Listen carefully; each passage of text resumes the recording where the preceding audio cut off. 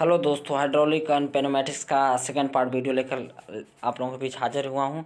बहुत ही दमदार वीडियो हो, बहुत ही हर चैप्टर से आपका 20-20 क्वेश्चन उठाया गया है और हर चैप्टर का क्लियर होते जाएगा। तो आप वीडियो बिना स्किप किए हुए देखें और ज़्यादा से ज़्यादा इस वीडियो को लाइक करें, शेयर करें, कमेंट करें और चैनल को मेरे सब्सक्राइब करें जल्दी जल्दी जल्दी। हाँ, और उसके बाद देखिए तो भैया क्या हो रहा है। जो पदार्थ वैकल्पिक क्वेश्चन है, MCQ है, ऑल इम्पोर्टेंट है। और शुरू करता हूँ और नीचे आंसर भी आपका दिख रहा होगा, तो जल्दी जल्दी पढ़ते हुए, केवल आंसर पढ़ते हुए मैं आगे बढ़ता रहूँगा। समय कम है, जैसा कि कल एग्जाम है आपका, तो मैं ज़्यादा समय नहीं लूँगा।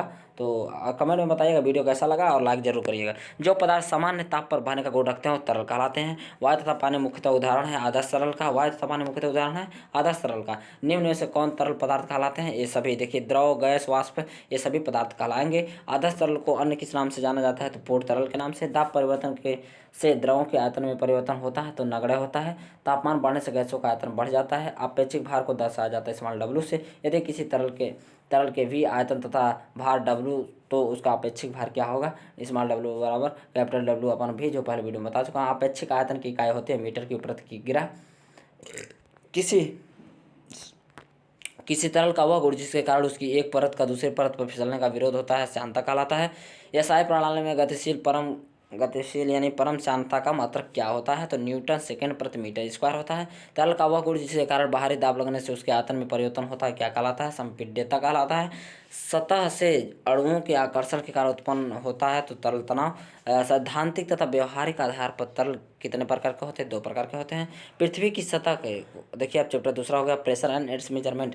पृथ्वी की सतह के इकाई क्षेत्रफल पर वायु जितना दाब लगाती है उसे कहते हैं वायुमंडलीय दाब। पास्कल नियम का उपयोग किस में किया जाता है? तो इन सभी में, रिवेटर में, जैक में, लिफ्ट में, इन सभी में किया जाता है। दाब मापने के मापक्रम हैं ये सभी, यानी दाब को मापने के लिए क्या क्या प्रयोग किया जा सकता है? गेज होता है, निरपेक्ष होता है, निर्वात होता है, ये सभी दाब मापने के मापक्रम हैं। ठीक है ना। किस दाब के मान में यदि वायुमंडलीय दाब जोड़ दिया जाए तो निरपेक्ष दाब कहलाता है? तो भैया गेज दाब को जोड़ देंगे तो सीधा आपका निरपेक्ष दाब बन जाएगा। निम्न से दाब मापन हेतु प्रयुक्त यंत्र है, तो ये सभी पीजोमीटर से भी किया जाता है, डायफ्राम से भी किया जाता है, बोर्डर नली से भी, ये सभी से किया जाता है। ठीक है। क्वेश्चन 6 है, सी आकार की नली किस धातु की बनी होती है? तो इस बात की बनी होती है। पहाड़ पर वायुमंडलीय दाब कम होता है, वायुमंडलीय दाब का औसत मान कितना होता है?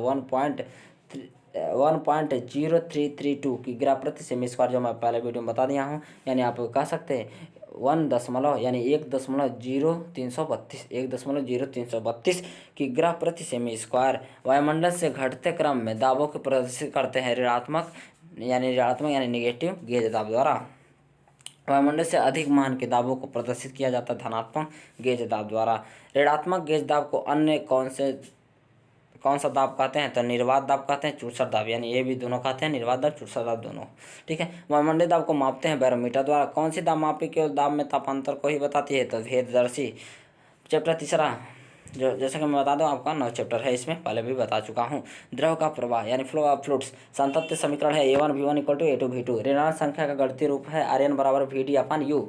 ठीक है। द्रव की ऊर्जा है, ये सभी स्थितिज ऊर्जा, गतिज ऊर्जा, दाब ऊर्जा, ये सभी द्रव की ऊर्जाएं होती हैं, जो आपका उसमें इक्वेशन में बताया गया है, बर्नौली इक्वेशन में। ठीक है। स्तरीय प्रवाह को यह भी कहा जा सकता है, स्तरीय प्रवाह को यह भी दोनों कहा जाता है, यानी श्यान प्रवाह, धाररेखीय प्रवाह भी कहा जाता है। स्तरीय प्रवाह को श्यान प्रवाह, धाररेखीय प्रवाह दोनों कहा जाता है। ठीक है। अश्यान प्रवाह को विक्षिप्त प्रवाह कहते हैं। यदि प्रवाह के अंतर्गत किसी द्रव के आयतन और उसके घनत्व का नगण्य परिवर्तन हो तो वो कहलाता है संपीड्य प्रवाह। द्रव में डूबे किसी पहिए को यदि द्रव से बाहर घुमाएं तो द्रव में भंवर पड़ती है, किस प्रकार के अंतर्गत आता है? घूर्णी प्रवाह के अंतर्गत आता है। किसके अंतर्गत आता है? घूर्णी प्रवाह के अंतर्गत आता है। तो आप हमेशा ध्यान दीजिए, किसके? द्रव में डूबे किसी पहिए को यदि द्रव से बाहर घुमाते हैं तो द्रव में भंवर पड़ती है, तो ये किस प्रकार के अंतर्गत आता है? तो घूर्णी प्रवाह के। ठीक ना। निम्नलिखित में से किन बातों के संतुष्ट होने पर ही सांतत्य समीकरण लागू हो सकता है? तो ये सभी, यदि द्रव का प्रवाह अपरिवर्ती हो, प्रत्येक काट पर द्रव का औसत वेग लिया गया हो, प्रवाह असंपीड्य हो, यानी ये सभी। ठीक ना। क्वेश्चन 9, निम्न में से सातत्य समीकरण का अनुप्रयोग नहीं है तो द्रव का औसत वेग न लेने में सहायक। ठीक ना। प्रवाह की दर को प्रदर्शित करते हैं तो क्यू द्वारा। इसकी सहायता से क्षैतिज क्षैतिज ऊर्ध्वाधर या नत पाइपों से विसर्जन मापा जाता है। किसकी सहायता से? तो वो वेंचुरी मापी, जो मैं पहले बता दिया हूँ। वेंचुरी मापी उपकरण किसका बना होता है? तो ये सभी का शंक्वाकार नली द्वारा, कंठ द्वारा, आप सारी शंक्वाकार नली जो मैं पिछले वीडियो में बता दिया हूँ, ये सभी के द्वारा बना होता है।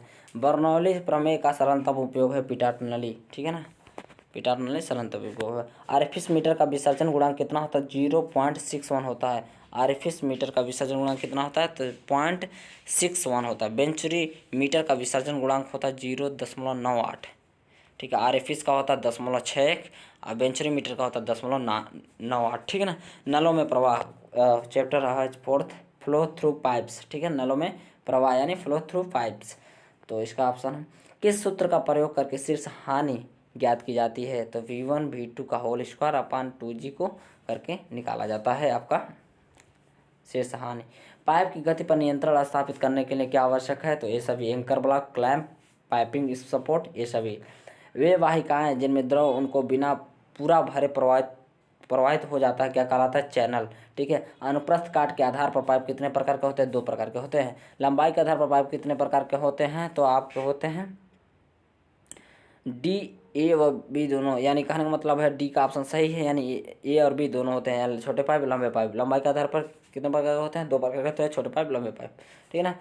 नलों का प्रयोग निम्न में से कहाँ पर किया जाता है? तो ये सभी पे, घर देखो, घर पानी को घरों तक पहुँचाने में, टरबाइनों को पानी से पहुँचाने में और कारखानों से तेल पहुँचाने में, ये सभी जगह प्रयोग होता है नलों का प्रयोग। किस प्रवाह के लिए कांतिक वेग का मान किस पर निर्भर करता है? तो ये भी दोनों पर निर्भर करता है, यानी जड़त्व और स्थान बल पर, ठीक है ना। घर्षण शीर्ष हानि एचएफ को निम्न सूत्र द्वारा दर्शाया जाता है। तो 4FLV² 2GD, जो पहले बता दिया हूँ। प्रवाह के रुक जाने से नल में हुई एकदम दाब वृद्धि कहलाती जल आघात। द्रवी ढाल रेखा नल की किसी काट पर उस किसका वेग प्रदर्शित करता है? तो ए और बी दोनों का करता है, ऑप्शन सी सही, यानी दाब शीर्ष का, स्थैतिक शीर्ष का, ठीक है ना। निम्न से वेग शीर्ष बराबर होता है V²/2G। पाइप फिटिंग्स के प्रयोग द्वारा क्या कार्य किया जाता है? तो ये सभी कार्य किए जा सकते हैं। विभिन्न पाइप लाइनें बनाना, संख्याएं बनाना, निकालना और पाइप लाइन को आवश्यक दिशा में मोड़ना, ये सभी कार्य किए जा सकते हैं पाइप फिटिंग से। चैप्टर 5वां है आपका हाइड्रोलिक सिस्टम। किस प्रणाली में तरल का मुख्य कार्य दाब की सहायता से शक्ति को प्रेषित करना है? तो द्रवित इस प्रणाली में द्रव का मुख्य कार्य दाब की सहायता से शक्ति को प्रेषित करना है। तो द्रव चालित स्थितिज प्रणाली। द्रव चालित गतिज प्रणाली का उदाहरण है तो है द्रव चालित युग्मन, द्रव चालित बरागुण परिवर्तक, ये भी दोनों, ठीक है ना।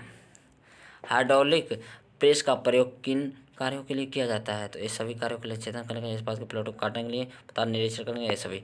निम्न में से किसकी सहायता से कम बल लगाकर अधिक भार उठाया जा सकता है? हाइड्रोलिक जैक द्वारा।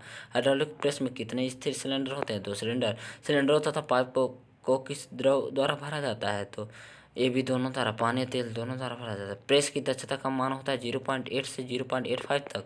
द्रविक रैम का आविष्कार कब हुआ था? 1775 में। एक ऐसी स्वचालित पंप जिसे कार्य करने के लिए किसी बाह्य ऊर्जा स्रोत की आवश्यकता नहीं पड़ती, क्या कहलाता है? द्रविक रैम कहलाता है। निम्न में से द्रविक रैम के लाभ हैं, ये सभी हैं। इसकी क्रिया से शोर नहीं होता है, इसका रखरखाव सस्ता होता है, इसकी दक्षता उच्च होती है, ये सभी। वाहनों की गति को कम करने या रोकने के लिए प्रयोग किए जाते हैं। तो यह थोड़ा सा वो नहीं, उस वाहनों की गति को कम करने या रोकने के लिए प्रयोग किए जाने वाले ब्रेक कौन से हैं? ठीक है ना। तो कौन से हैं? यांत्रिक, विद्युत, वायवीय, ये सभी हैं, ठीक है ना। निम्न में से कौन एक ऐसा तरल हाइड्रोलिक उपकरण है जो तरल दबाव के रूप में ऊर्जा को संग्रहित करता है? तो द्रविक संचायक। द्रविक संचायक का निम्न में उपयोग होता है, तो कौन में होता है? ऑप्शन सी सही है, पंप के प्रवाह को बढ़ाने के लिए, आपातकालीन बिजली की आपूर्ति के लिए। चैप्टर 6 है आपका जल टरबाइन तथा pump, water turbine and pump, ठीक है। पंप के मुख्य भाग हैं ये सभी, चूषण, प्रदाय, द्रव पर क्रिया करने वाला भाग, ये सभी हैं। प्रश्न दूसरा है गतिज दाब पंप कितने प्रकार के? 2 प्रकार का। तो प्रत्यागामी पंप मुख्य अंग होते हैं, ये सभी। सिलेंडर, पिस्टन, वाल्व, ये सभी होते हैं। निम्न में से अब कितने पंप का प्रमुख अंग नहीं है? सिलेंडर नहीं है। पेल्टन टरबाइन के लगभग कितनी शक्ति प्रदान की जा सकती है? 100 मेगावाट।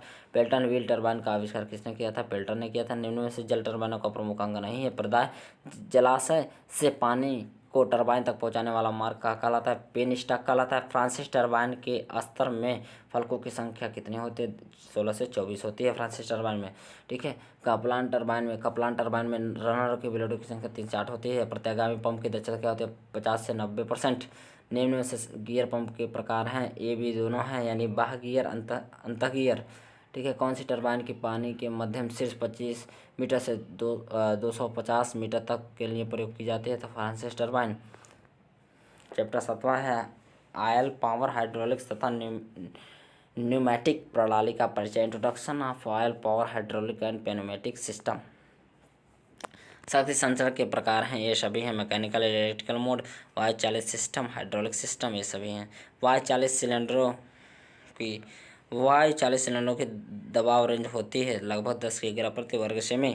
ठीक है। कोई भी तरल विरामावस्था में सभी दिशाओं में समान दाब लगाता है, नियम था पास्कल का। निम्न में वायु चालित प्रणाली का लाभ है, इस प्रणाली का भार हल्का होता है। द्रव चालित प्रणाली के अनुप्रयोग हैं, ये सभी हैं। लिफ्ट ट्रक में, फ्रंट एंड लोडर में, ब्रेक में, ये सभी में होते हैं। निम्न में से वायु चालित प्रणाली की हानि है, यह केवल कम दबाव के लिए प्रयुक्त होता है। ये वायु चालित प्रणाली की हानि यही है कि यह केवल कम दबाव के लिए प्रयुक्त होता है। वायु चालित प्रणाली का प्रयोग किया जाता है इन सभी में, बोतल फिलिंग में और कृत्रिम हृदय में, पैकेजिंग मशीनरी में, इन सभी में वायु चालित प्रणाली का प्रयोग किया जाता है।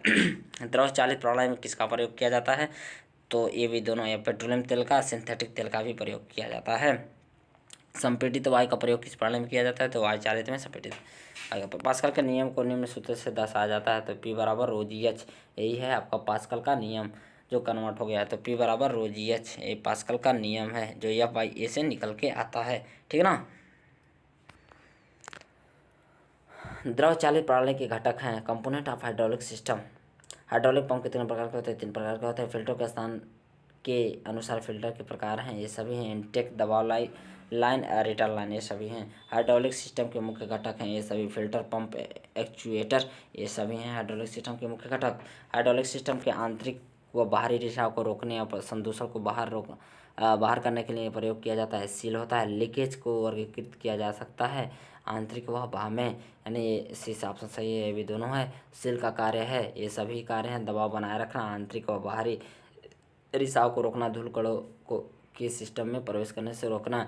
इनमें से स्टैटिक सील का विशिष्ट उदाहरण नहीं है। छलनी इसका स्टैटिक सील का विशिष्ट उदाहरण नहीं है। सीलिंग के लिए प्रयोग की जाने वाला पदार्थ कौन सा है? ये सभी है। नियोप्रीन, सिलिकॉन, बुना एन, ये सभी हैं। बुना एन की एक विस्तृत व्यापक तापमान रेंज है, -45 से 110 डिग्री सेल्सियस। नियोप्रीन की तापमान सीमा होती है 50 से 120 डिग्री, 50 से 120 फ़ारेनहाइट होता है। अभी तक चैनल को सब्सक्राइब न किया हो तो प्लीज़ जल्दी से सब्सक्राइब कर दें, लाइक कर दें, कमेंट कर दें, शेयर कर दें, गर्दा मचा दें। बीटन पदार्थ में फ्लोरीन की मात्रा होती है 65%। बीटन पदार्थ में फ्लोरीन की मात्रा कितनी होती है? 65%।